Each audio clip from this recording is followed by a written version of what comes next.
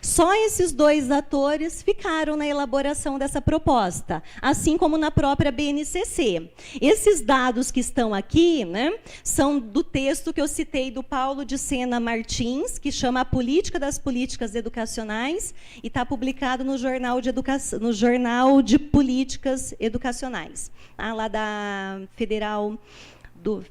da estadual, da UEPG. Bom, aí eu só quero mostrar para vocês que quando a gente está elaborando qualquer política, e até as docentes, a gente tem vários atores, né, envolvidos.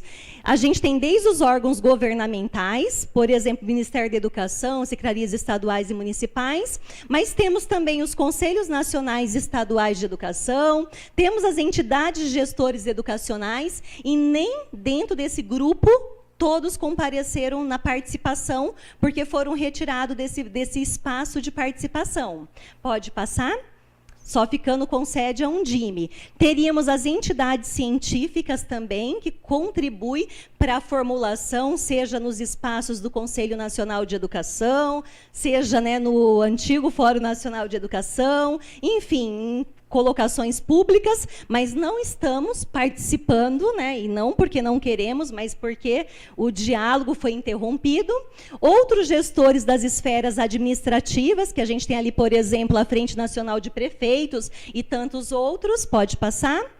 Mas teríamos ainda mais atores dos movimentos sociais em defesa da educação. Aqui a gente pode pôr a UNE, a CNTE, mas a gente ainda tem movimentos e redes sociais como as APAES, FENAPAES, etc., as MIEIB, que é forte aqui no Estado. Há os debates de redes sociais, que também acabam interferindo, né, nos rumos das políticas. Pode passar. E ainda os interesses privados e empresariais na área de educação. E esses têm ganhado muito espaço, tanto na composição do Conselho Nacional de Educação, como no Fórum Nacional de Educação. Enfim, pode passar. E todos esses que a gente está vendo aqui, né? Na letra L, por exemplo, institutos e fundações privadas e empresariais que não exploram comercialmente a educação. Itaú Social, Bradesco, eles têm um amplo conhecimento em educação, em políticas formativas? Claro que não, mas têm incidido na elaboração de políticas do campo educacional, né?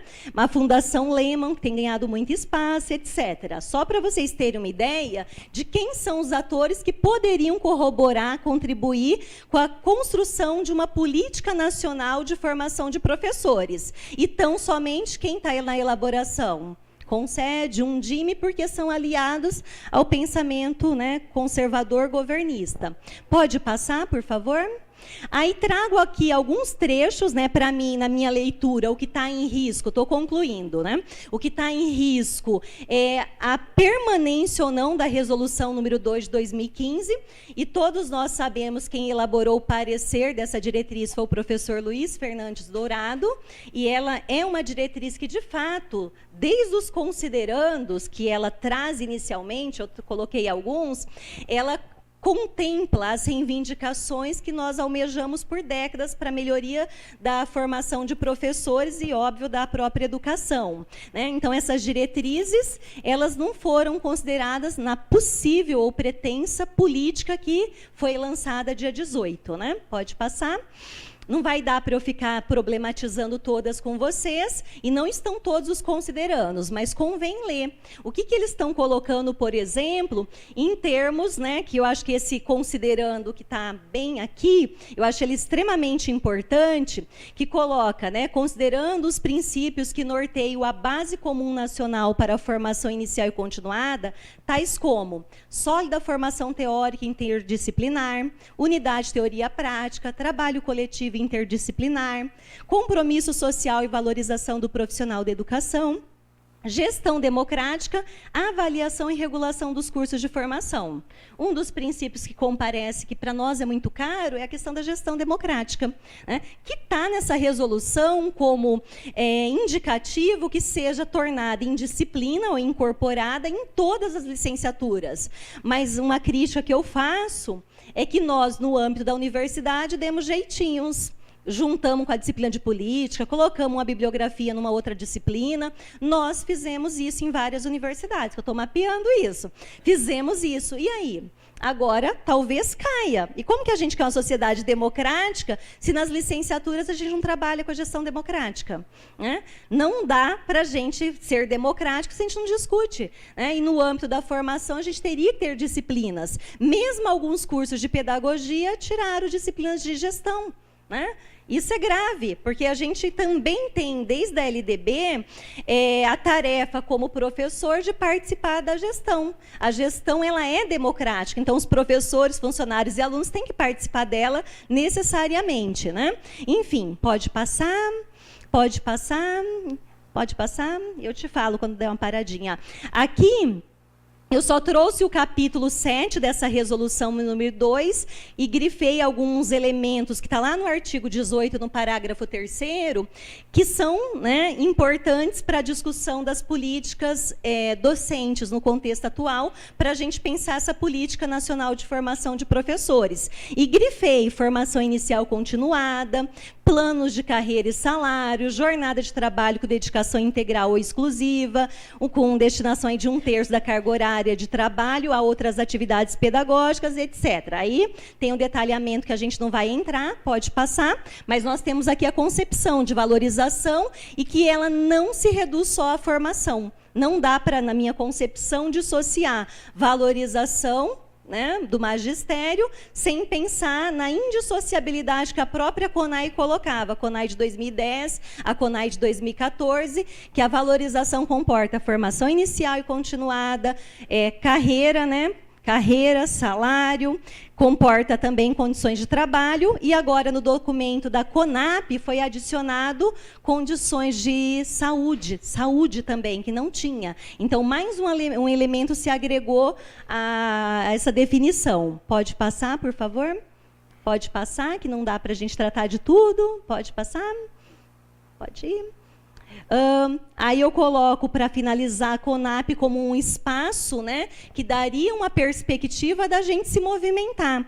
Porque parece que o cenário ficou muito mais turbulento, as retiradas de direitos se intensificaram, e eu percebo que a gente está muito mais silenciado do que no final do governo Dilma. Né? A gente estava muito mais combativo, isso era muito mais perceptível. Né? E agora parece que há um silenciamento, inclusive, dentro de algumas universidades. Pode passar, que tem a proposta da CONAP, mas não dá para a gente ficar retomando, mas com base no que a gente foi discutindo. Pode passar. A CONAP alerta também, só para não deixar escapar, o perigo do profissional, né, com notório saber. Também, né, é histórico na defesa da política educacional de formação de professores, profissionais formados em ensino, né, no âmbito do ensino superior. E aqui há a abertura para repensarmos quem são os profissionais do magistério, porque nós tínhamos definido, né, na LDB, tínhamos definido nas CONAIs, quem é esse profissional. Agora, com o profissional do notório saber, também se ameaça quem é o profissional que pode atuar como docente. Também é outro perigo que a gente tem que prestar atenção. E, para finalizar mesmo, tem algumas, pode passar a próxima, tem várias frases do Paulo Freire, eu sou freiriana, e fica difícil a gente escolher uma para finalizar, mas queria colocar aqui o Paulo Freire, aqui na última frase, coloca, né, isso está no livro A Educação na Cidade, a melhora da qualidade da educação implica a formação permanente dos educadores, e a formação permanente se funda na prática de analisar a prática, e pensando sua prática naturalmente com a presença de pessoal altamente qualificado, que é possível perceber e embutida na prática uma teoria não percebida ainda como pouco percebida ou já percebida, mas pouco assumida. Eu acho que a gente pode terminar aqui. Agradeço a paciência, sobretudo da Shirley, que está coordenando a mesa. Eu falei que eu sou indisciplinada, mas eu acho que eu cumpri, né? Obrigada. Passei muito. Desculpa. Tudo bem. Obrigada, Andréia, pela fala. Agora nós vamos passar, então, para a fala da Silvia. Silvia, mais uma vez, obrigada por estar aqui conosco. E, então, você está com a palavra. Bom dia.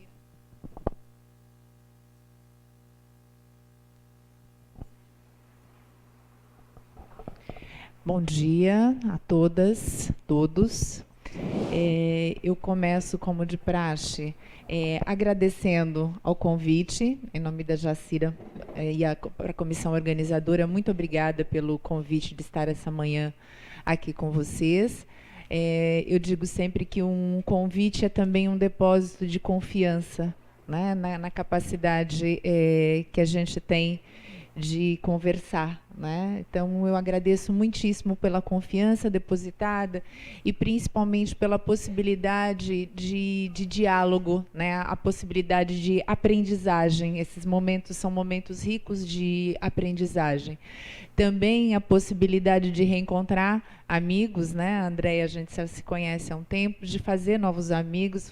Acabei de conhecer a Shirley hoje. Então, isso é um momento sempre especial para a gente, não só como profissional, mas também como pessoa. E gostaria de parabenizar a organização do evento, está tudo muito agradável, tudo muito bem feito. Parabéns, Jacira. Eu vou ficar de pé, né, não só por causa da luz, mas porque também mania de professor, né? O professor tem essa coisa de ficar de pé. O professor com veia italiana ainda fica mexendo a mão para ajudar, né? Então, vamos lá. Como a Andréia já adiantou, a minha especialidade não é políticas de formação. Eu trabalho com práticas de formação de professores e, especificamente, formação de professores para educação infantil. E aí, pensando nessa fala, né, de hoje de manhã, há alguns dias, eu me perguntei o que falar, né, sobre formação de professores para educação infantil. As minhas falas, elas não são de consenso, né? Normalmente elas são de dissenso. Então, eu não trago uma fala para dizer o que é para ser feito, mas para a gente pensar o que é para ser feito. E aí eu fiquei pensando, eu levo alguma coisa para além ou eu levo alguma coisa mais tranquila, mais básica? E pensando que o público não seria só de profissionais da educação infantil, sejam profissionais que trabalham ou profissionais que pesquisam a educação infantil, eu optei por uma coisa mais básica. Então, talvez para quem esteja na educação infantil há algum tempo, trabalhando, pesquisando e militando, isso aqui seja básico. Mas mais do que básico, é necessário a gente ter essas questões sempre na cabeça, não tirar as questões que eu trouxe aqui na cabeça quando a gente pensa em formação de professores. E aí, para isso, eu escolhi mudar um pouquinho o título da minha fala e trazer o nó górdio, a ideia do nó górdio para a minha fala. Para quem não conhece, Górdio foi o rei da Frígia, já antes de Cristo. É uma lenda, não sei se é uma lenda, se é uma metáfora, mas o que se divulga é que Górdio foi o rei da Frígia no século 8 antes de Cristo, que por uma visão do oráculo, foi determinado como rei, mas ele chega na Frígia numa carroça, e aí, para não se esquecer da origem humilde dele, ele amarra a carroça no templo de Zeus, com um nó muito forte, que ninguém conseguiria desamarrar esse nó. Ele morre, deixa um único filho. Esse único filho assume o poder, mas morre sem também deixar um herdeiro, e o oráculo diz que o próximo imperador, o próximo rei, será aquele que desatar o nó de Górdio, que passou-se muito tempo sem ser desatado, porque ele era muito difícil de ser desatado, ele era muito duro. Até chegar Alexandre o Grande, que chegou, olhou para o nó, passou a espada no nó e desatou o nó. Então, é essa a ideia. Então, a ideia do nó górdio, de desatar o nó górdio, é de pensar fora da caixa. Então, é um pouco da ideia que eu quero trazer hoje, de pensar fora da caixa. Tá? Vamos lá?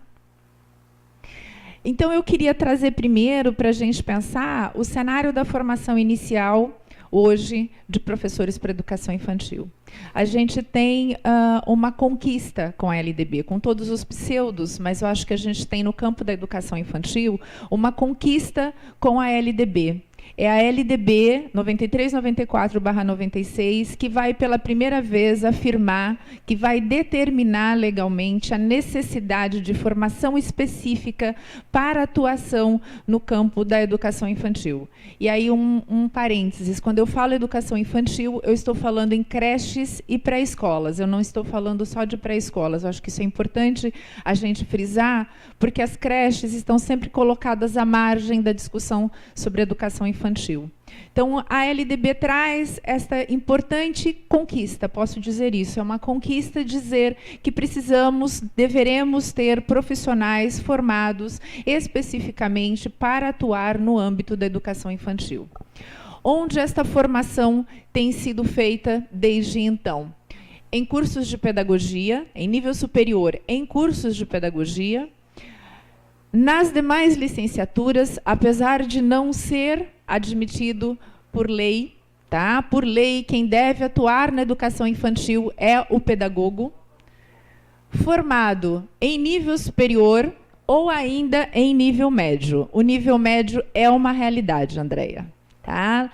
Nós temos, principalmente no campo da educação infantil, muitos professores habilitados para atuar só em nível médio. Dos males o menor. Podia ser pior, né? Ele podia nem ter formação em nível médio. Então, vamos ser um pouquinho, né, conscienciosos, otimistas. Nós temos este cenário hoje. São estes os profissionais. Em tese, nós temos profissionais, eu posso dizer isso como dado de pesquisa realizado, que não são formados nem em licenciaturas, trabalhando na educação infantil. A gente tem bacharéis trabalhando na educação infantil. Eu vou falar um pouquinho do curso de pedagogia daqui a pouco, mas eu queria problematizar especificamente a habilitação em nível médio e a habilitação nas demais licenciaturas. Por quê? Qual é o lugar da educação infantil nestes dois espaços de formação? Comecem a pensar que espaço tem a educação infantil nesses dois cursos, nessas duas modalidades, nesses dois níveis. A habilitação em nível médio, ela é mais curta, tá? Naturalmente, ela é mais curta. Quando ela era regulamentada, ela tinha 3 anos. A gente também tem cursos de pedagogia em 3 anos. Mas a habilitação em nível médio, ela também tem que dar conta da formação em português, em matemática, em história, em geografia. Ela não é só de disciplinas específicas, de disciplinas pedagógicas, como é o curso de pedagogia, que estão querendo modificar, como a Andréia bem levantou agora há pouco. Então, qual é o espaço que se tem para discutir educação infantil? Normalmente, é o estágio. É uma disciplina de estágio. Um estágio que se chama estágio na educação infantil, que não tem nenhum tipo de especificidade se vai ser na creche, se vai ser na pré-escola. Muitas vezes não tem um professor que trabalha com a educação infantil para orientar esse estágio.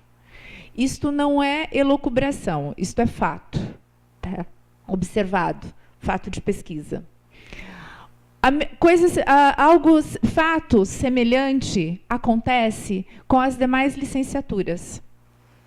As demais licenciaturas, normalmente, não têm uma disciplina específica para trabalhar na educação infantil. Quando tem, como é o caso da educação física, tem um estágio na educação infantil, sem nenhuma disciplina que faça a pré-discussão antes. Veja, se para o ensino fundamental a gente precisa de uma série de disciplinas que nos preparem para entrar no ensino fundamental, por que a educação infantil não precisa também? Não há disciplinas específicas para lidar com a educação infantil. E o estágio, infelizmente, também é uma realidade, também é fato, como a gente tem o estágio organizado hoje. Os nossos acadêmicos vão até a escola, observam um tempo, fazem uma intervenção e voltam e entregam um relatório. Que tipo de formação, ou qual a qualidade desta formação para atuar na educação infantil? Estou fazendo perguntas, não vou trazer as respostas, né, para a gente pensar mesmo, né? E aí eu vou problematizar aquele que é o meu campo, tá? que é o curso de pedagogia. Qual é o lugar da educação infantil no curso de pedagogia? Pode passar. E aí, falar em educação infantil é falar de infância e é falar de criança. Não tem como falar em educação infantil sem antes discutir os dois conceitos-chave da educação infantil, que é criança e infância. E ali está infâncias no plural. Tá? Não se tem uma única infância. Como é que a pedagogia tem feito essa discussão? Qual é o lugar da infância e das crianças nas matrizes curriculares dos cursos de pedagogia? Quantas disciplinas o curso de pedagogia tem que discutem crianças, infâncias e, por conseguinte, educação infantil? O cenário, na maior parte dos cursos de pedagogia, não é diferente, não é muito diferente daquele que eu acabei de problematizar dos demais cursos de licenciatura. Você tem, invariavelmente, na maior parte dos casos, uma disciplina de educação infantil e o estágio na educação infantil. O curso em que eu trabalho atualmente, eu digo que é um curso privilegiado, mas ainda não é o suficiente. Eu tenho algumas acadêmicas na plateia e elas não vão me deixar mentir. Tá? Elas vão ratificar o que eu estou dizendo. Hoje, o curso de pedagogia em que eu atuo tem uma disciplina que se chama Infância e Sociedade, que faz a costura dessa discussão entre infâncias e crianças, entre educação infantil e o ensino fundamental, porque a infância também não é só da educação infantil, a infância está no ensino fundamental também, a criança está no ensino fundamental também. Tá? Então, eu tenho uma disciplina que chama Infância e Sociedade. Depois, eles têm uma disciplina que chama Fundamentos da Educação Infantil. E depois, eles têm uma outra que chama Didática e Organização do Trabalho Pedagógico na Educação Infantil, antes de irem para os estágios. Eles chegam no estágio perdidos. O que é que eu vou fazer com esse bebê? O que é que eu faço com esta criança? Que criança é esta que está na minha frente? Então, que discussão é essa que a gente precisa fazer no curso de pedagogia? Que espaço é esse que eu preciso dar na matriz curricular do meu curso de pedagogia, ou qualquer que seja outro curso, para que o acadêmico, para que o futuro professor não chegue no espaço educativo e se pergunte, o que é que eu vou fazer? A ideia é que ele chegue lá assim, qual das minhas ideias eu vou colocar em prática? Não é se perguntar o que é que eu vou fazer, mas ter em mente ideias do que fazer e ter que escolher elas ali. O curso de pedagogia não tem feito isso, ele não tem dado conta de fazer isso. Não que o curso de pedagogia tenha que dar conta de tudo, é impossível dar conta de todos os aspectos da formação no curso de formação inicial. Eu vou trazer uma ideia que a Andréa já lançou há pouco sobre a questão da formação. Mas o curso de formação inicial... E quando eu falo curso, eu não estou falando só do coordenador do curso, dos professores do curso, mas eu estou falando também dos acadêmicos do curso. Precisam começar a se preocupar com quais são os elementos que eles precisam para, de fato, ao ingressar na carreira, não chegar perdido. Porque o estágio também, por si só, não resolve todos os problemas.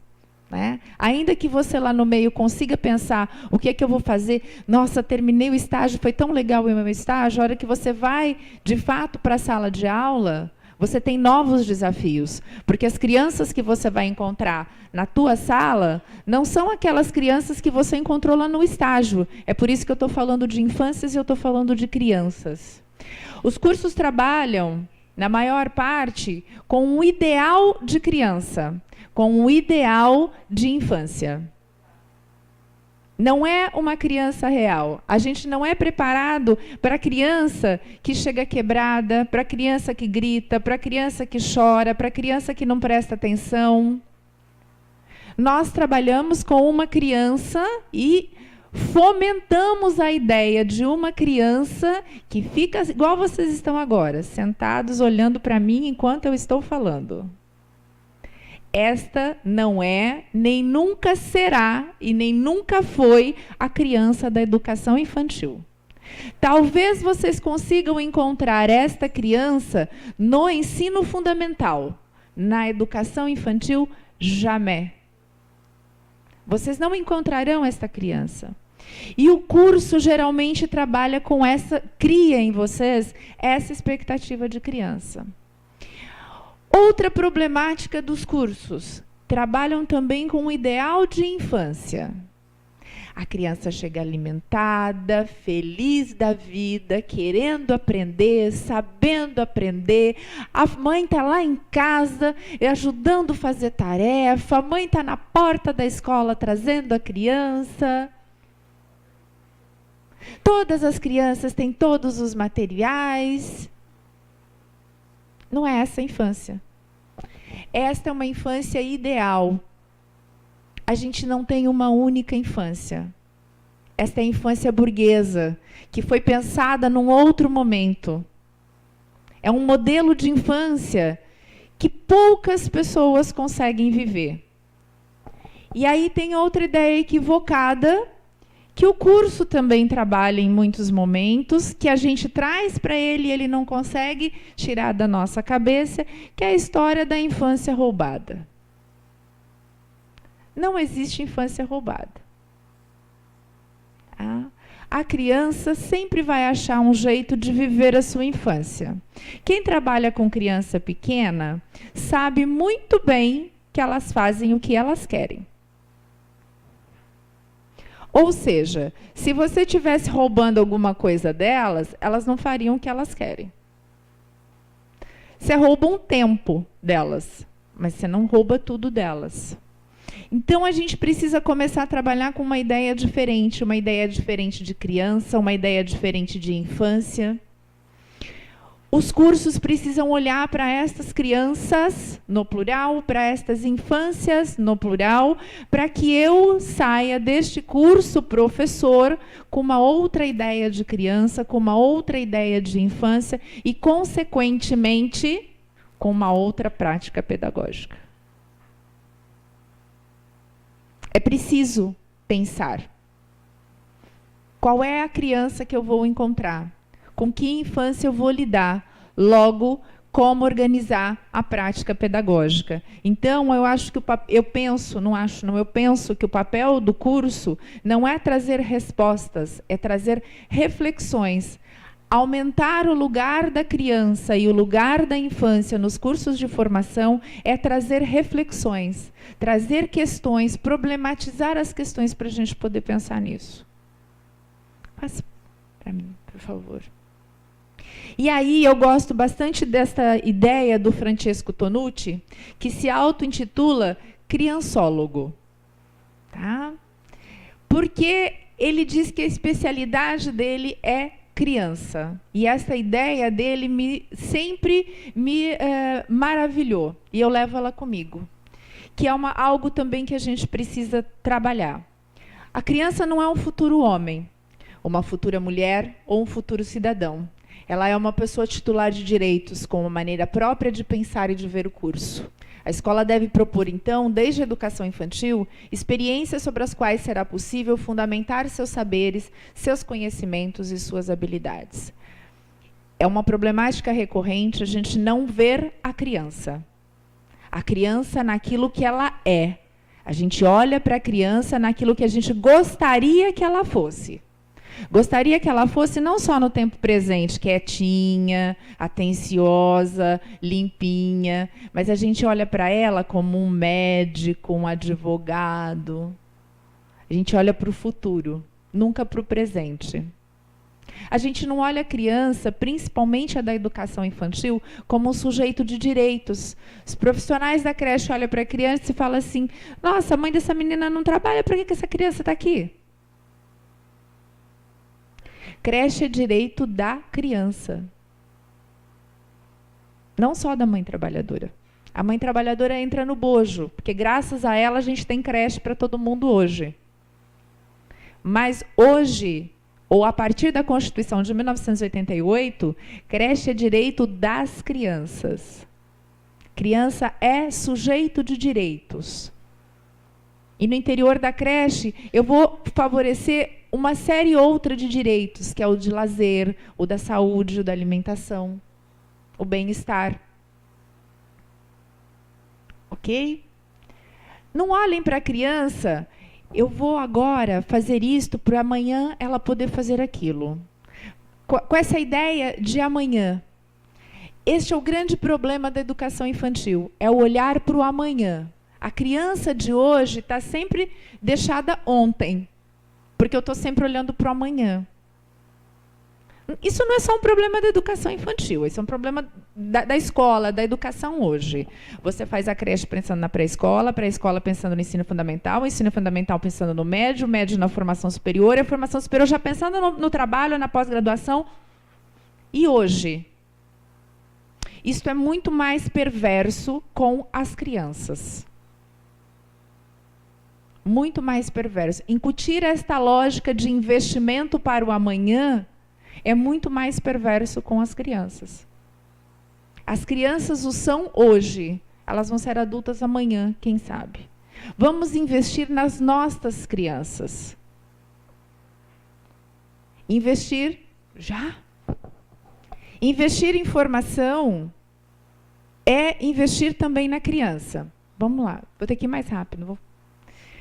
Então, pensando, né, no contexto da educação infantil, quais seriam as necessidades formativas para que a gente possa valorizar as crianças, para que a gente possa olhar a criança como criança, para que a gente permita que ela viva, que a gente não roube tanto tempo da infância dela. Já disse, a infância a gente não rouba, mas a gente rouba tempo dessa infância.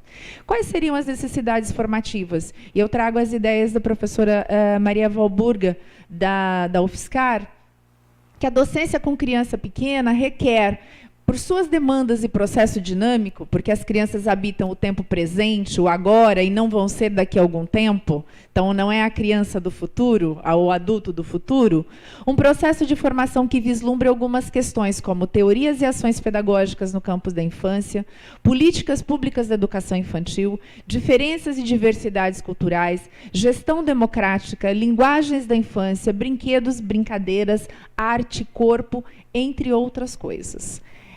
Estes seriam conteúdos para serem trabalhados nos cursos de formação, minimamente, voltados especificamente para a educação infantil. Vamos lá. Isso. Eu falei da formação inicial, e é importante eu falar da formação em serviço, porque a gente teve uma iniciativa muito interessante de formação em serviço, que foi uma ação do governo federal, iniciada em 2010 e finalizada em 2015. A última turma está terminando agora em 2017, que é o PROEI, o Programa de Educação Infantil, que ofereceu 2 modalidades de formação para os sujeitos que estão trabalhando na educação infantil. Tá? Então, eu tinha uma especialização para quem já tinha curso superior e um curso de aprofundamento para quem tinha só formação em nível médio. E estes cursos trabalharam estas questões que estão postas anteriormente. Então, foi uma ação feita em parceria do governo federal com as universidades, que atenderam mais de 2.000 municípios no país, que atendeu um número significativo de profissionais que trabalhavam na educação infantil. A Universidade Federal ofereceu 2 turmas de especialização em educação infantil, que era coordenado pela professora Ordali e pela professora Regina Marques. Então, que foi uma iniciativa muito interessante no Estado e no país todo. Então, formação não é só formação inicial, ela precisa ser formação continuada e ela precisa em serviço. Quais são as iniciativas de formação em serviço que a gente tem hoje?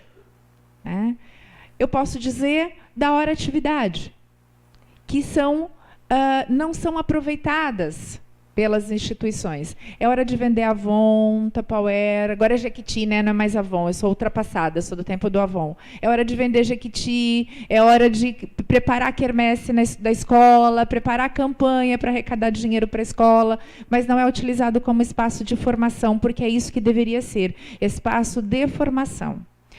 A ideia de levar a universidade para a escola é uma boa ideia de levar. A universidade precisa se aproximar mais da escola. A gente não vai ter uma formação adequada no curso de pedagogia se a gente não se aproximar mais das instituições. Essa relação próxima é extremamente importante, mas nós não somos convidados para ir na hora atividade conversar com os professores.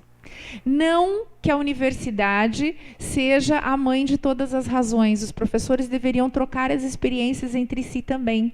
O diálogo é saudável. A gente constrói saberes na prática, e eu vou colocar isso daqui a pouquinho, rapidinho. Pode ir. O que é preciso ser discutido nesses espaços de formação? Isso é premente. É o reconhecimento da inteireza e complexidade da criança como um sujeito de direitos. A necessidade de inserção na cultura, no cotidiano das crianças, das suas famílias, como base de nossas práticas sociais, para a gente poder reconhecer nossas crianças e nossas infâncias. De outra forma, a gente não vai conseguir respeitar crianças e infâncias. No trabalho pedagógico, é preciso considerar especificidades reais da criança que está comigo, não daquela que eu vi nos manuais. Tá? Desde bebês, as diferentes experiências e as diferentes linguagens das crianças, a organização do tempo, do espaço, dos materiais, observando o que está proposto nas diretrizes curriculares nacionais para a educação infantil. Um dos documentos mais importantes da educação infantil que a maioria dos profissionais não conhecem. O que está na escola é o RCNEI, o Referencial Curricular Nacional para a Educação Infantil. Gente, RCNEI não é documento mandatório, é documento sugestivo. E, se vocês me permitem, um documento sugestivo feito no recorta e cola. Um documento sugestivo que falta coerência epistemológica, não tem uma postura epistemológica adequada. Mistura as teorias, mistura os conceitos. É óbvio que ele é mais denso, ele veio como manual, ele veio como receita do que deve ser feito, mas ele não é coerente, não deve ser seguido. Observem o que está colocado nas diretrizes curriculares nacionais. Diretriz é documento mandatório. Nós não precisamos de uma BNCC, nós temos uma DCNEI. Já está lá posto o que é para a gente trabalhar. O que é obrigatório trabalhar com as crianças da educação infantil, sem engessar o trabalho, de forma que respeite as particularidades regionais. Nós temos já uma base, nós não precisamos de outra. E se a base for aprovada, usem essa. Essa é a nossa forma de resistência. É aqui que a gente vai garantir as especificidades do trabalho que é necessário na educação infantil, respeitando as especificidades regionais, as especificidades locais. Usem as diretrizes curriculares nacionais para a educação infantil. É preciso romper o... Perdão. Eu estou querendo aligerar e já estou enrolando.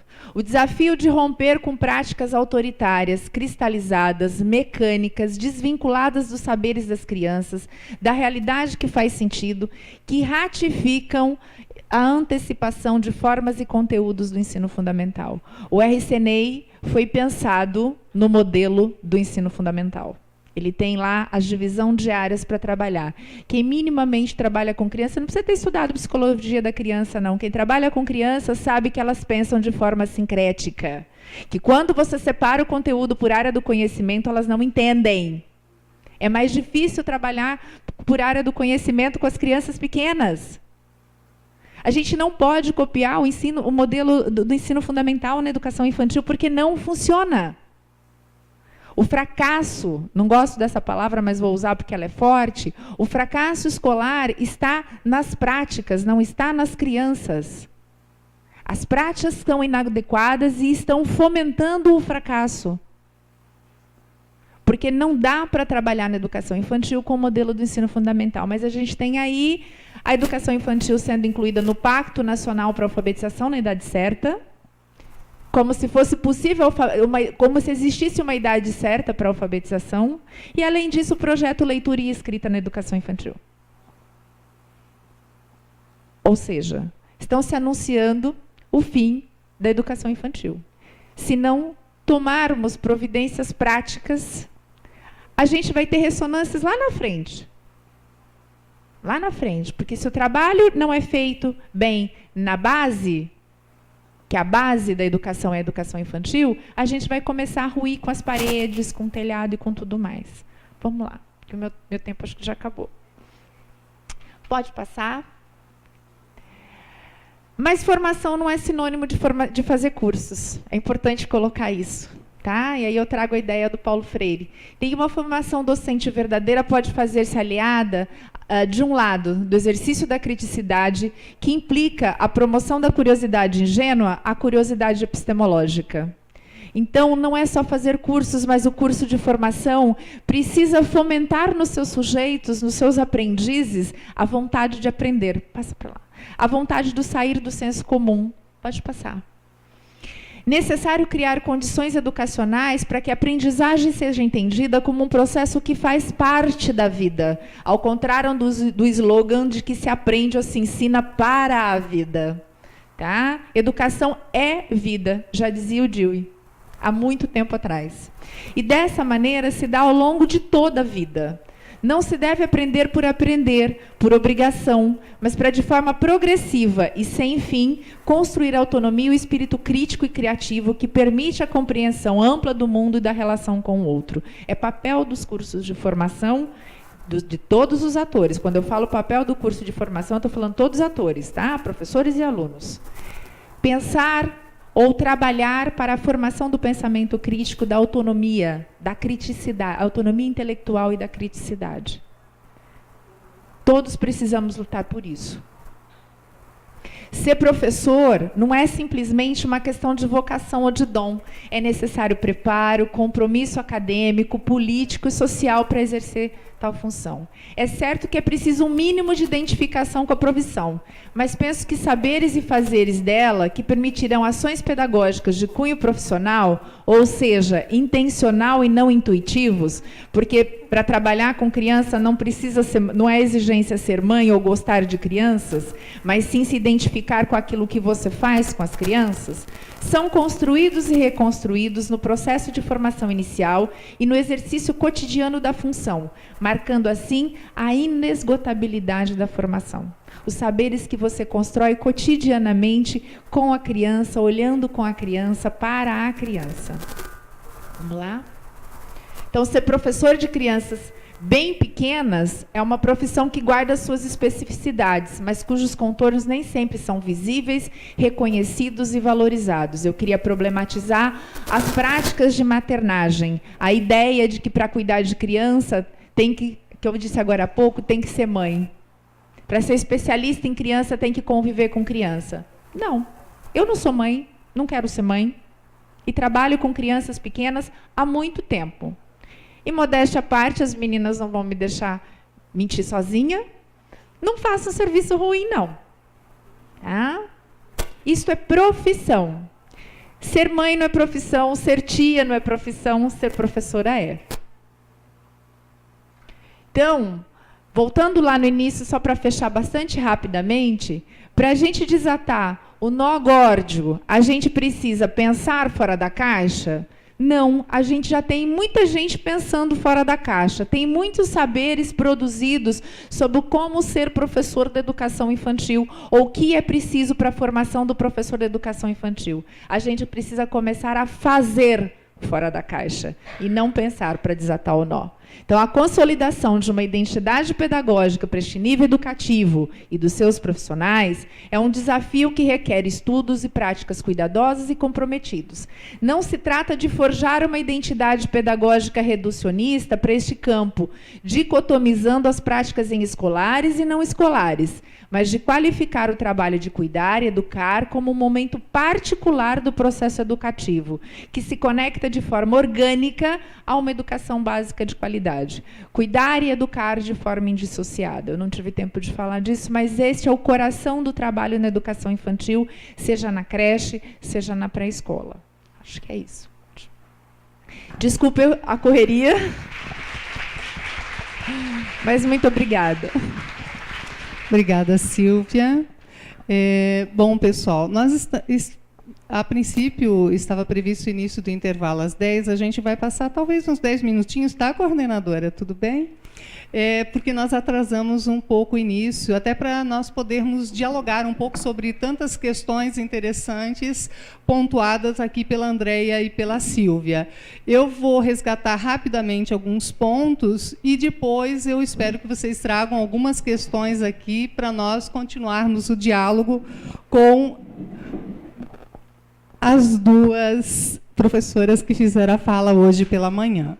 Bom, a nossa mesa temática era a formação de professores, políticas e práticas emergentes. E eu penso que várias questões em relação a essa temática perpassaram as falas das duas professoras. Eu localizei mais ou menos assim, né? A professora Andréia, ela trouxe mais questões voltadas às políticas, né, de formação de professores, e aí nós poderíamos pensar e dialogar sobre as tantas práticas que emergem a partir dessas políticas, da forma como elas estão sendo pensadas e da forma com que a gente tem reagido a elas, ou não reagido, né? Mas, de qualquer forma, a não reação é uma reação, né? Pensando por aí. E aí, né, a Andréia trouxe questões sobre a falta de acesso que nós temos a esses movimentos de uma política que está sendo instituída e que o que nós estamos fazendo, né? Que movimentos, em função de tanta tecnologia, e tanto acesso, e tanto compartilhamento que a gente tem, nós temos nos movimentado muito pouco, praticamente inertes a tudo isso que tem acontecido, né? E que, de alguma forma, atinge diretamente aquilo que nós produzimos em termos de pesquisa, acreditamos em termos de formação de professores. E aí, né, vem os movimentos dessa política de formação de professores e tensões e preocupações em relação a isso. A formação em nível médio de professores, talvez, como disse daí Silvia, poderia ser um movimento pequeno, mas não o movimento de formação, né? Porque o movimento de formação de um profissional na área de educação jamais poderia ficar num nível técnico que seria a formação em nível médio. Eu acho que a discussão perpassaria por aí. E aí, sempre, né, sempre em alguns pontos, em alguns lugares, a questão da culpabilização dos professores em relação aos resultados, ao que vem acontecendo nos espaços de escola, e aí, quando eu falo em escola, é da educação infantil até o ensino superior, né? Então, como se culpa em sua formação, sempre, né, os professores parecem ser os culpados por tudo, e não é por aí. E também, né, a questão agora vindo com a distribuição de bolsas, concordo, poucas bolsas, quer dizer, em que isso vai resolver o problema no Brasil, né? Essas poucas bolsas e sendo retiradas verbas, né, enormes, valores enormes em termos de investimento na educação. E a gente vê propagado nas mídias a questão de que há grandes investimentos na educação, né, enormes cifras, e a gente não sabe exatamente onde elas estão, e também nem a relação dessas cifras com a quantidade de pessoas, escolas, espaços, pesquisas que precisam ser atingidos com essa cifra. Quer dizer, se fala em cifra, falou em milhões, parece que é muito dinheiro para tantos alunos, tantas escolas, tantos espaços, né, e universidades que precisam desse dinheiro para continuar pensando, pesquisando, investindo em educação. O controle, então, né, do trabalho do professor via a BNCC, né, isso é uma questão bastante crítica e que a gente precisa discutir, e essa BNCC vinculada a um processo de avaliações externas. E como é que nós podemos deixar todo o nosso espaço de educação nas escolas hoje pensado a partir de avaliações externas? Né? Pode ser um dos elementos, mas jamais o único elemento, né? Pensando nesse processo de formação. E aí, uma outra preocupação que a professora Andréa também trouxe é a questão de quem está cuidando e pensando essa política. Provavelmente são mais, né, iniciativas privadas, e aí, né, institutos e fundações. E cadê o espaço de público, né, sendo de alguma forma, né, não usado, né, mas contribuindo para esse pensar as políticas? Quer dizer, são tantas universidades públicas, pesquisadores na área da educação no Brasil, que não estão podendo participar, e, de alguma forma, o governo está investindo, porque, afinal, são públicas, né? Então, outra crítica, e eu acho que é uma questão, é uma tensão a se pensar, porque isso leva a práticas emergentes, e que práticas são essas que vão emergir desse tipo de ação, né, do governo federal. E aí, uma outra questão, né, que é a tentativa de considerar uma formação para o simples fazer. Isso oriundo, né, da questão da formação em nível técnico, apenas inicial no ensino médio, e não uma formação para o saber compreender. E aí, depois Silvia comentou sobre toda a questão da formação para os professores da educação infantil, e eu estendo todas essas preocupações para a formação do professor da educação básica como um todo, e por que não discutir isso vinculado à questão da educação de jovens e adultos? Quer dizer, como é que estão sendo pensadas? Nós temos tantas fragilidades, e talvez esse pacote hermético do governo em termos de política pode prejudicar mais ainda tudo que a gente já tem em termos de preocupações e tensões na formação de professores. A necessidade dessa formação para o saber compreender e não um simples fazer, que está aliado, é claro, e uma das linhas que a gente pensa é via Paulo Freire, nessa discussão da articulação, da integração entre teoria e prática, né, que poderia, de alguma forma, nos fazer pensar mais e mais e mais sobre uma formação para o saber compreender da profissão docente, e não só sobre uma formação para o saber fazer, né? Que não basta jamais, né, saber fazer sem saber compreender aquilo que a gente faz como docente.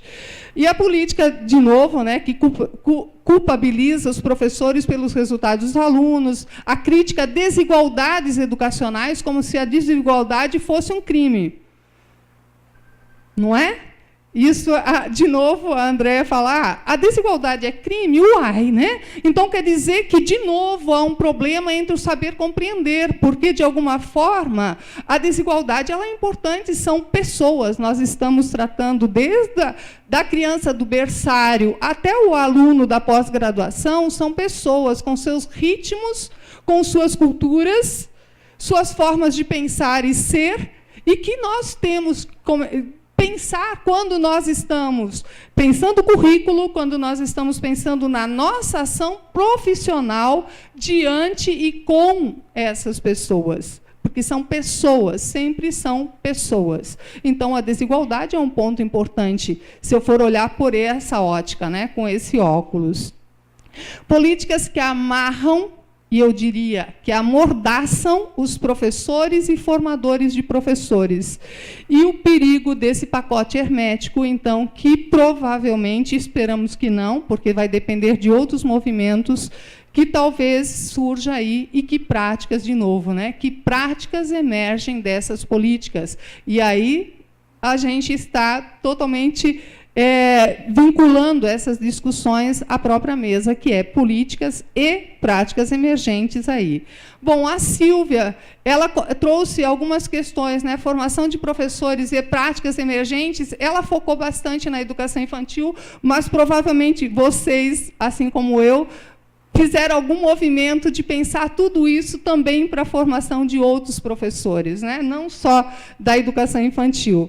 E aí, sim, nós temos de pensar soluções práticas para além do olho, né? Eu diria da lupa, sobre o nó górdio. Porque se a gente põe a lupa ali em cima, a gente não enxerga o restante e a gente não consegue pensar para além daquilo.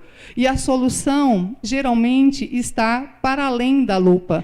Ou então vamos redimensionar a lupa, né? Para conseguir encontrar outras soluções. Senão eu passo horas e horas tentando desatar, eu não vou conseguir desatar. Talvez a solução esteja fora, com outro tipo de equipamento, com outra lógica, com outra pessoa, né, dialogando comigo sobre aquela questão específica ali, né, no caso da Silvia, trazendo a metáfora do nó górdio. E o que ela trouxe, então, além? Formação e formadores para a área da educação infantil, e por que não dizer, então, da presença e ausência de discussões sobre infância aliada à educação em diferentes áreas. Quer dizer, é sim discutir infância, e eu diria daí para as outras licenciaturas, além de discutir infância, discutir adolescência, né?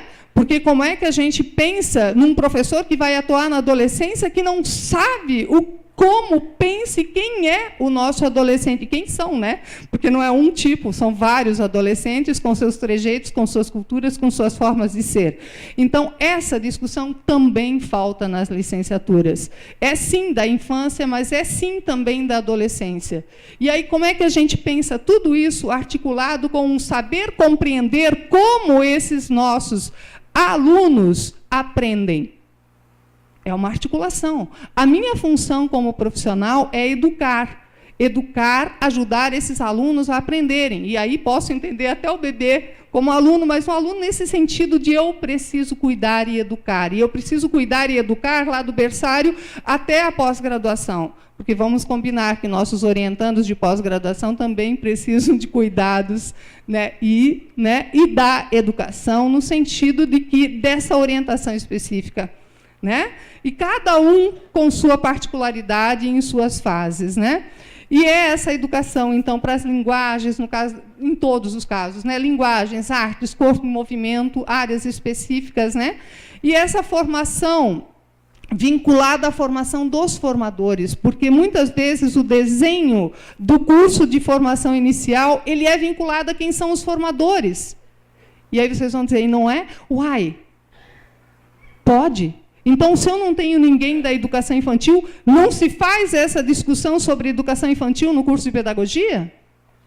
Então, se eu não tenho ninguém da educação matemática no curso de licenciatura em matemática, se bane todas as discussões sobre o que é mais importante na licenciatura, que seria discussões sobre aprendizagem, educação e assim por diante. Então, são perigos e tensões e questões que a gente precisa efetivamente discutir sobre formação de professores, políticas e práticas que emergem dessas políticas e formações, né? Estudos sobre educação infantil, como, né, e daí tal, coloquei sobre essa questão que eu pontuei agora há pouco, poucos estudos na formação inicial e continuada sobre quem podem ser os alunos, né, que é essa questão, nós precisamos discutir infância, adolescência, nós precisamos discutir aprendizagem adulta, né, porque isso perpassa também um nível de escolaridade, né, especificamente, e a formação continuada em serviço, que eu acho que deveria estar mais presente nos espaços das escolas, e como ela é pensada, e pensada nesse sentido de não lupa sobre o nó, porque muitas vezes é isso, é uma lupa sobre o nó górdio, e nós precisamos de outras lupas, né? E um fracasso que está nas práticas. E as práticas emergem da onde? Da onde que emergem as práticas?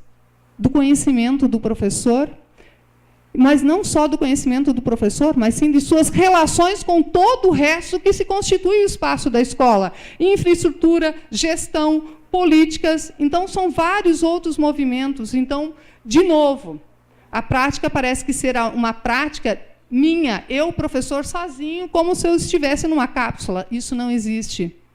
Né? Essas práticas, elas são realmente o fracasso. Né? Poderia-se dizer, o fracasso está nas práticas, como a Silvia comentou, mas essas práticas emergem de várias ações e articulações entre tudo que se constitui o espaço da escola, que é um organismo vivo, formado de gestores e de tantas coisas que atingem esses gestores, pais, professores, alunos. né? Então, é isso. Eu acho que é pensar o professor como um profissional da educação, que é outro ponto que a Sílvia também trouxe, isso independente de nível. Então, de alguma forma, o que eu consegui traduzir, né, e entender, é claro que é um registro, um pequeno registro do que as duas professoras nos trouxeram hoje aqui. E, com isso, eu abro para o debate e questões que vocês trouxeram. Nós temos, já falei para a Jacira, né? Sim, é um tempinho para algumas questões, então, 1, 2 questões. Quem é que gostaria de trazer alguma questão para as duas professoras ou uma delas? Ótimo, 3 questões, e aí as professoras respondem.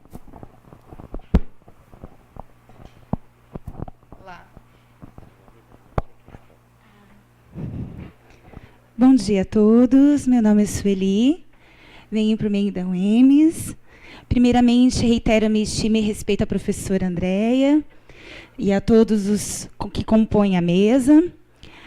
A professora mencionou sobre a aproximação da BNCC e a Base Nacional de Formação de Professores, além de acarretar a desqualificação e desprofissionalização do professor.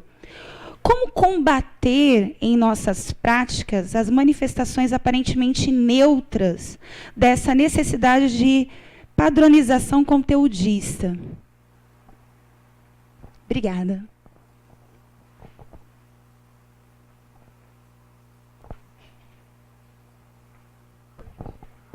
Olá, meu nome é Nivaldo, eu sou aqui da UFMS, estou fazendo doutorado aqui, sou doutorando aqui e sou gestor escolar, diretor escola, né? E uma das questões que eu queria colocar, eu teria 3, mas vou fazer uma para a Andréia e depois uma para a Sílvia, se assim me deixar, tá? Para a Andréia, como fica a questão da melhoria da qualidade da formação de professores imposta pela política educacional do governo federal com a entrada no campo educacional dos chamados professores do notório saber, ONGs e outras tantas entidades no espaço escolar.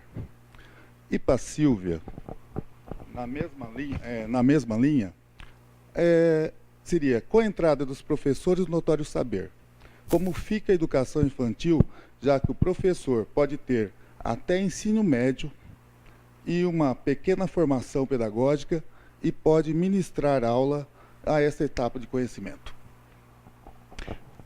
Mais uma questão? Não? Aqui.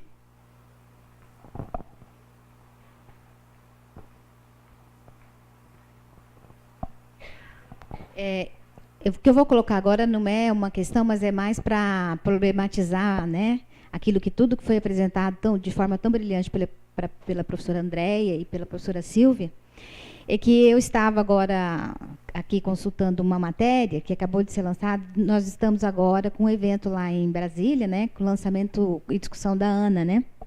Então eu vou ler um pouquinho da matéria para poder adoçar um pouco a nossa discussão. Para não dizer azedar, né? Só um pouquinho. Aqui, ó. MEC anuncia Política Nacional de Alfabetização para reverter a estagnação na aprendizagem. Com o objetivo de combater a estagnação e os baixos índices registrados pela Avaliação Nacional de Alfabetização ANA, o Ministério lançou nesta quarta-feira, dia 25, ontem, na verdade, né, a Política Nacional de Alfabetização. Trata-se de um conjunto de iniciativas que envolvem a Base Comum Nacional, a formação de professores e o protagonismo das redes e o programa de livro didático. Também será criado o programa Mais Alfabetização, que deve atender, a partir de 2018, 4 milhões de alunos, com a presença de assistentes de alfabetização, que trabalharão em conjunto com os professores na sala de aula.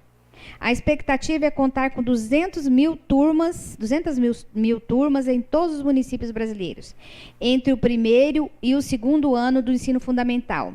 O investimento será de 523 milhões em 2018. A principal iniciativa da Política Nacional de Alfabetização é um programa de apoio aos estados e municípios, às turmas dos primeiros e segundos anos, com material didático de apoio, de acordo com a escolha dos estados e municípios, com apoio para professor assistente e formação continuada, explicou a ministra substituta do MEC, Maria Helena Guimarães. A ministra lembrou ainda que essa política e o programa Mais Alfabetização vão dialogar com a Base Nacional Comum Curricular e a Política Nacional de Formação de Professores. O apoio virá tanto no mestrado profissional para a formação de professores, que atuam no primeiro e segundo anos do ensino fundamental, como a residência pedagógica para os futuros professores, com 80 mil vagas a partir do próximo ano e ênfase na alfabetização, completou Maria Helena, reforçando que só na política de formação de professores o investimento será de cerca de 2 bilhões.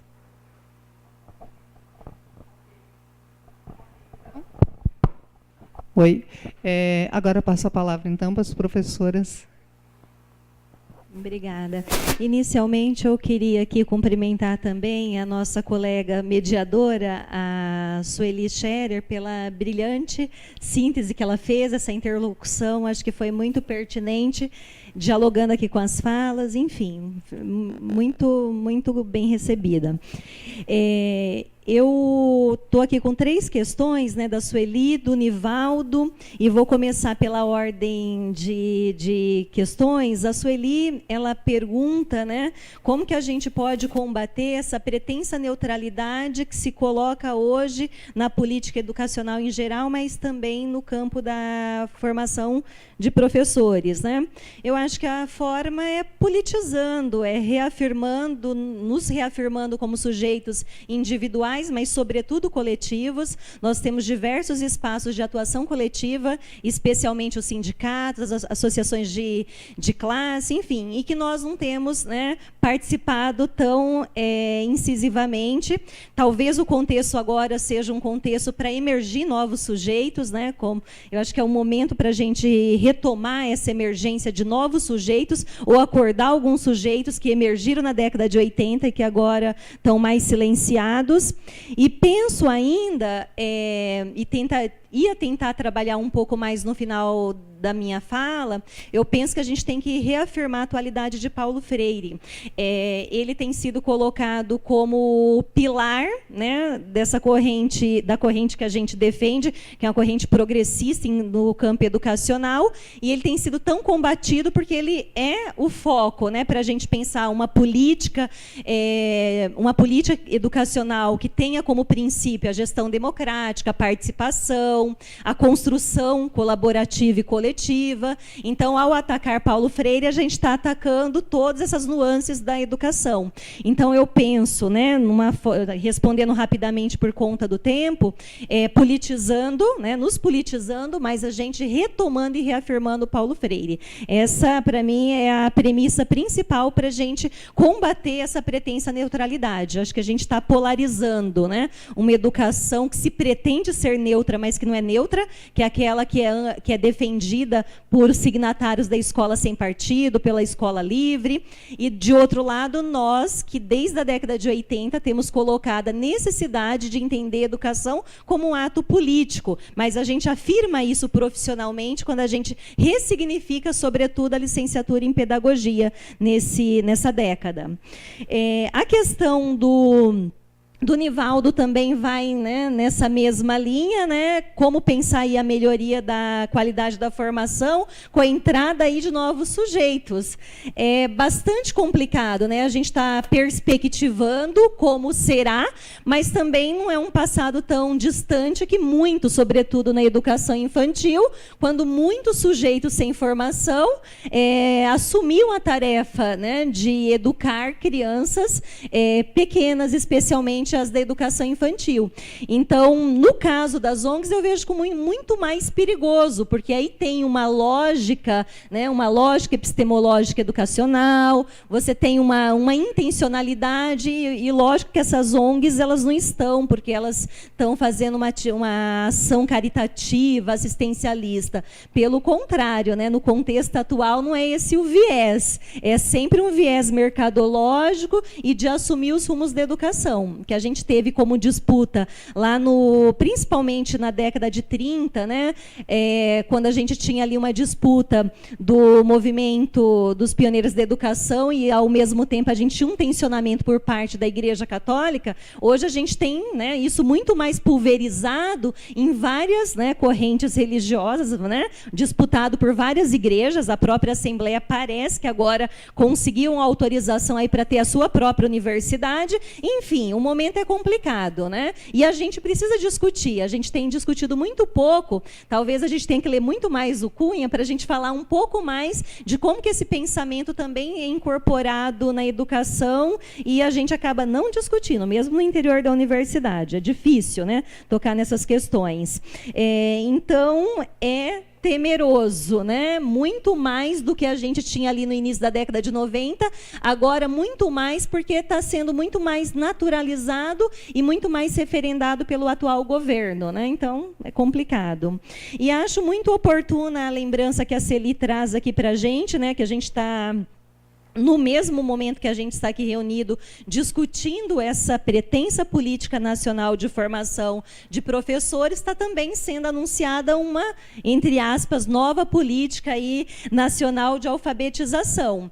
Eu penso que elas nunca vêm isoladas, né? Embora elas sejam lançadas de forma fragmentada, elas estão sempre articuladas. E todo dia é uma novidade, é tudo muito rápido. A gente mal tem tempo de mal tivemos tempo de nos recuperarmos do anúncio da política nacional, já está sendo anunciado essa. E há pouquinho, né, um pouco tempo atrás, era a reforma do ensino médio. Enfim, está tudo muito rápido e a gente não está, talvez, né, no contexto que a gente está vivenciando, tendo tempo de analisar, discutir, problematizar. Então, ainda retomando, né, a questão da Sueli, eu acho que faz-se necessário que nós possamos acompanhar essa rapidez com que as mudanças no campo educacional têm sido colocadas, né? É isso, eu acho que eu já vou aproveitar para me despedir, facilitar aqui o papel da mesa e, né, da organização do evento. Agradeço a oportunidade de estar aqui dialogando com uma plateia tão atenta e qualificada, né, e, sobretudo, aqui com a mediação da nossa colega Sueli, e ter aqui como parceira de diálogo a professora Silvia Adriana. Obrigada.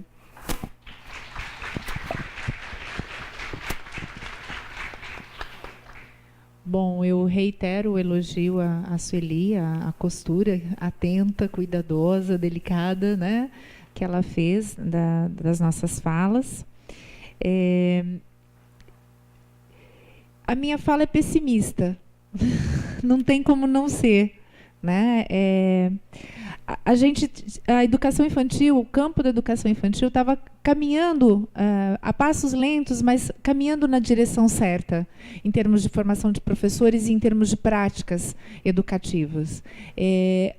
Não foi só ela que sofreu o golpe com o novo governo, já com o final do outro também a gente teve algumas surpresas desagradáveis, porque a discussão sobre a base não começou no governo Temeroso, ela começou antes, né? Ela piorou com o governo Temeroso, mas ela começou antes. E a novidade do Notório Saber é a institucionalização de algo que a gente já tem na educação infantil. A gente já tem as mães crecheiras na educação infantil, né? Então, na verdade, a institucionalização ou a aceitação institucional de uma prática que a gente já vinha tendo e que a gente vem combatendo há alguns anos, que é o sujeito leigo trabalhando na educação infantil. No caso da educação infantil, se assenta na ideia de que trabalhar com crianças pequenas é fácil e que qualquer um pode trabalhar com crianças, porque na educação infantil a gente só brinca, né? Então, no caso da educação infantil, não tem como falar em qualidade. Não dá para ter um menor fio de esperança de que isso vai trazer alguma contribuição positiva para a nossa área. O nosso trabalho, eu falo que eu não gosto de me chamar militante, porque eu acho que é desrespeitoso com quem é de fato militante. Eu advogo pelas causas da educação infantil.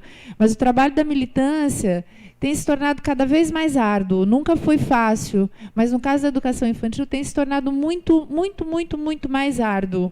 Porque mesmo o movimento Interfóruns não tem feito todo o combate ou ido para o embate como deveria ir, A gente tem no movimento muitos estados que estão coadunando com esta nova política, né, com a política do pacto. Infelizmente, a gente tem os fóruns achando bonito, né, achando saudável, achando produtivo aderir ao Pacto Nacional, essa nova política de alfabetização. Eu só posso dizer que isso é uma falta de entendimento, especificamente com relação à educação infantil. Quem sou eu na fila do pão para dizer isso? Mas eu digo assim mesmo, a gente precisa conhecer melhor os mecanismos de aprendizagem dos nossos alunos. Eu vou falar especificamente da educação infantil, porque é a minha especialidade. Leigos na educação infantil ou práticas de aligeiramento da escolarização na educação infantil em nada podem contribuir para a qualidade positiva da educação infantil. Vai contribuir para a qualidade, mas não é a qualidade que a gente espera. Os resultados não serão positivos. Espero poder ser desmentida daqui a alguns anos. Tenho ainda um fiozinho de esperança de que eu seja desmentida daqui a alguns anos, de que os resultados não serão desastrosos, não só para a educação infantil, mas para os outros níveis. Porque, como eu disse, começa na educação infantil, mas não cessa nela. Vocês vão pegar para trabalhar alunos do ensino fundamental menos preparados, se é que eu posso usar esse adjetivo, do que a gente tem hoje. Por consequência, isso vai se repetir no ensino médio e no ensino superior, porque eu, como professora do ensino superior, vejo os reflexos de uma educação infantil que não foi trabalhada como devia.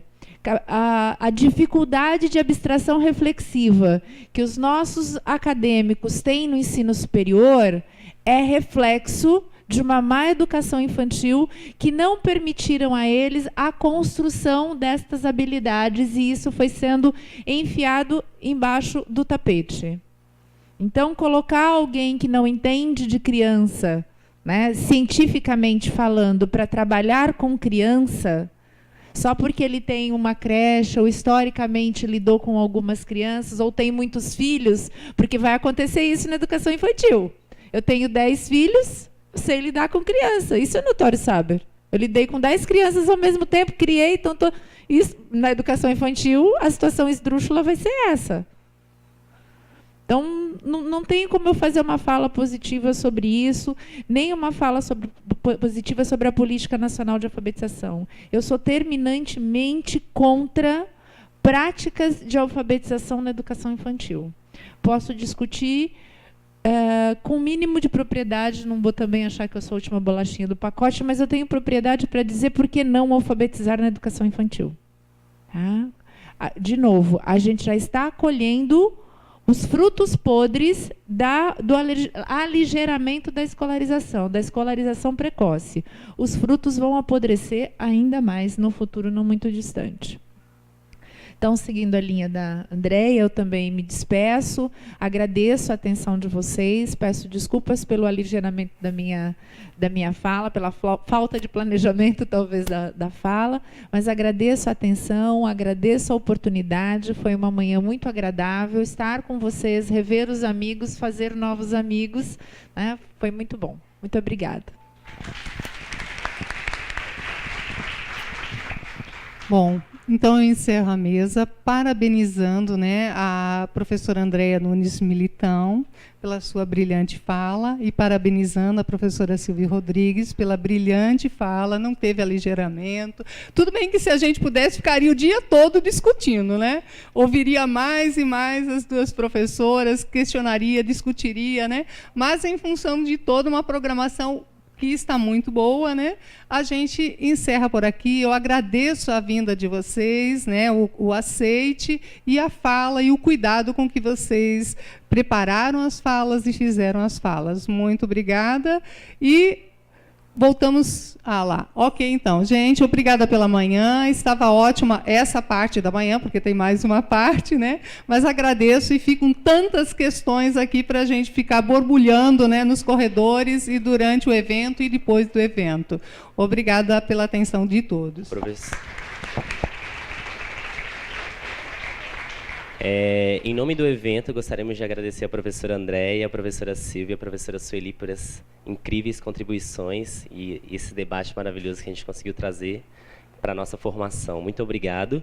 E agora nós seguimos com o intervalo, são 10 minutos de intervalo para a gente não atrasar também a próxima mesa. Ali fora tem uma bolachinha, um cafezinho, espreguiça o corpo, dá uma bocejada e em 10 minutos a gente volta.